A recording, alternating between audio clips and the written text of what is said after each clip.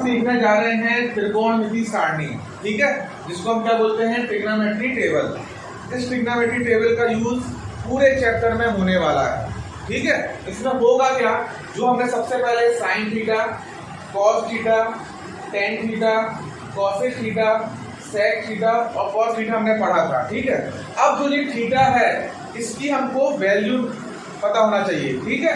ये थीटा की जगह पे हम क्या रख सकते हैं, जिस तरीके से हमने टेबल में लिखा है 0 डिग्री, 30 डिग्री, 45 डिग्री, 60 डिग्री और 90 डिग्री, ठीक है। तो इस डिग्री की वैल्यू अभी आपको पूछा जाएगा क्वेश्चन में कि साइन 30 डिग्री की वैल्यू लिखो, ठीक है। तो वो डिग्री जो वैल्यू हम लिखेंगे वो कहाँ से लिखेंगे, इस टेबल से, ठीक है। इस टेबल को याद रखने के लिए कुछ चीजें इंपॉर्टेंट है जो आप यहाँ पे अच्छे से पहले देखिए, समझिए और फिर हम पूरी टेबल निकालना आपको सिखाएंगे कि अपन उसको कैसे निकाल सकते हैं, ठीक है। तो शुरू से हम स्टार्ट करते हैं, शुरू से स्टार्ट करो को तो इस तरीके से हम टेबल पूरी बनाएंगे। इस टेबल में 3 बातों का पहले हमको ध्यान रखना है। वो बातें क्या होंगी कि जब हम 1 लिखेंगे तो इसका अपोजिट भी हमेशा क्या रहेगा, 1 का अपोजिट क्या रहेगा, 1। 0 का अपोजिट होगा इंफिनिटी, ये काय का साइन है, इंफिनिटी का, जिसको हिंदी में क्या बोलते हैं, अनंत, क्या बोलते हैं, अनंत। और ये इंफिनिटी का अपोजिट क्या रहता है, 0। ये 3 बातों का पहले ध्यान रखेंगे। टेबल को हमेशा सीक्वेंस से जमाएंगे, साइन, कॉस, टेन, कॉसेक, सेक, कॉट, और इसके बाद जो इसकी डिग्रियां रहेंगी इसको भी आपको सीक्वेंस जमाना होगा। सबसे पहले रहेगा 0 डिग्री, फिर 30 डिग्री, फिर 45 डिग्री, फिर 60 डिग्री और फिर 90 डिग्री। इस तरीके से आप टेबल को तैयार करेंगे। अब हम इसकी वैल्यू को निकालना सीखते हैं।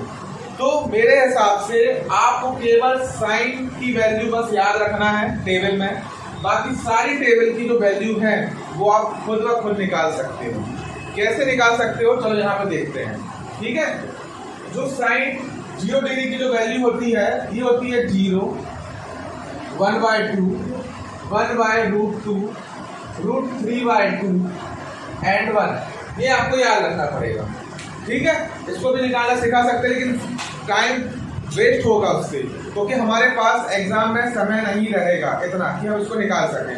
तो केवल हम आपसे ये कह रहे हैं कि आप साइन थीटा की जो वैल्यू है वो बस आप याद कर लीजिए।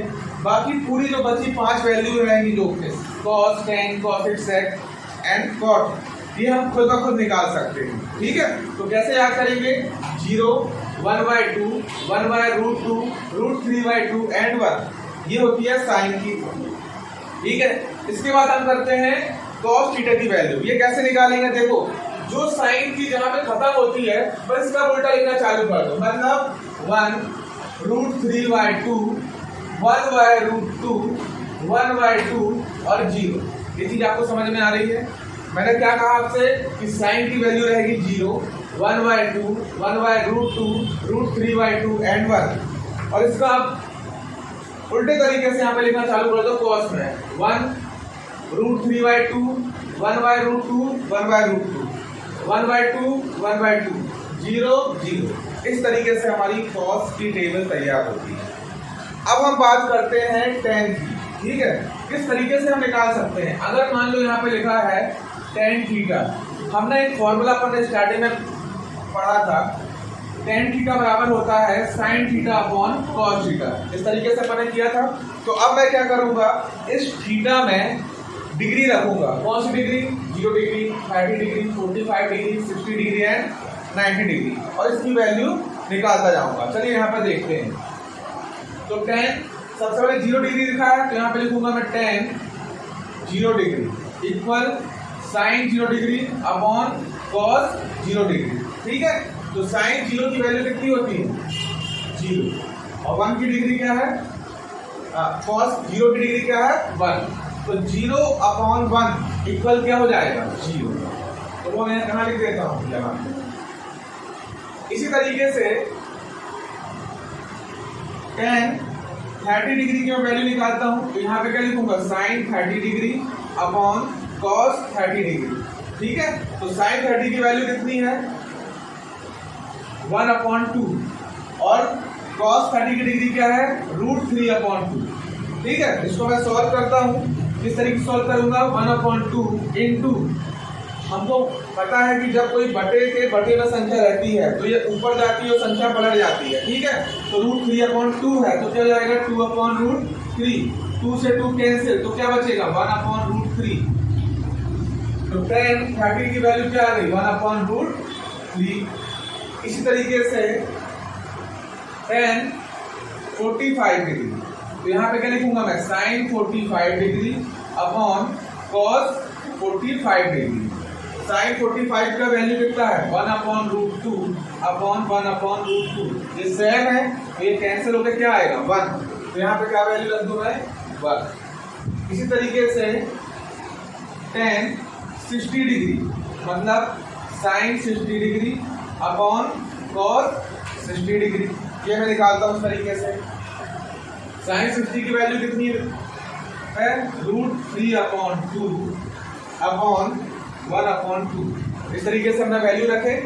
ठीक है, इसको सॉल्व करते हैं।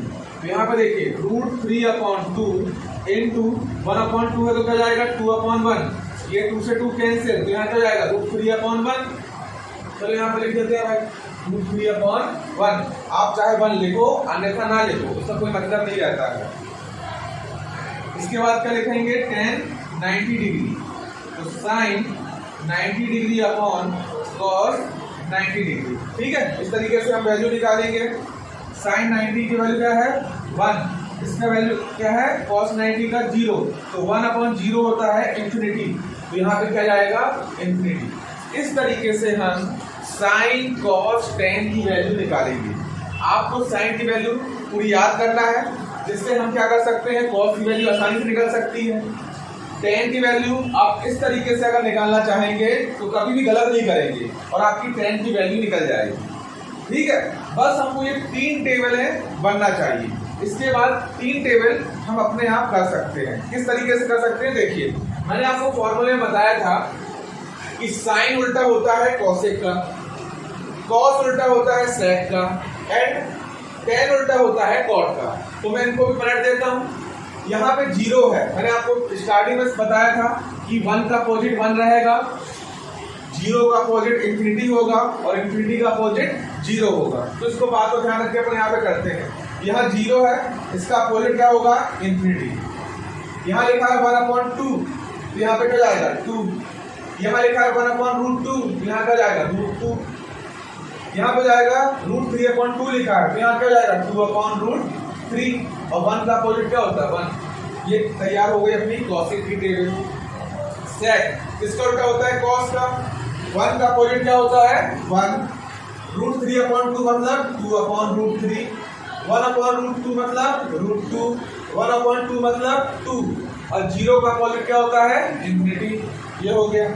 फिर कॉट की बात करते हैं। कॉट किसका अपोजिट होता है tan का, तो 0 का अपोजिट क्या होता है इंफिनिटी, 1/√3 मतलब √3, 1 का अपोजिट 1, √3/1 तो उसको क्या लिख सकते हैं 1/√3 और इंफिनिटी का 0। इस तरीके से हमारी पूरी टेबल तैयार होती है। आप अगर इस तरह से आप उसको याद करेंगे और सीखेंगे तो कभी भी आप गलती नहीं करेंगे। Thank you.